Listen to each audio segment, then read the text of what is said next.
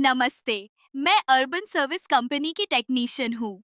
अगर आपके माइक्रोवेव से अजीब आवाजें आ रही हैं, तो ये एक गंभीर चेतावनी है। ये तब होता है जब ओवन के अंदर खाना गिर जाता है या मेटल कंटेनर रह जाता है। कभी-कभी माइक्रोवेव के अंदर की कोटिंग भी खराब हो सकती है। अगर आप ऐसे साउंड को नजरअंदाज करते हैं, तो ये खतरनाक हो सकता है। ये ओवन के अंदर स्पार्क या शॉर्ट सर्किट का कारण बन सकता है।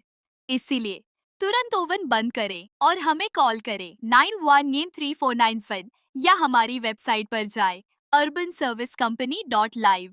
हम आपको देंगे उसी दिन माइक्रोवेव मरम्मत सेवा, असली पार्ट्स और वारंटी के साथ। अर्बन सर्विस कंपनी, भरोसेमंद सेवा आपके दरवाजे पर।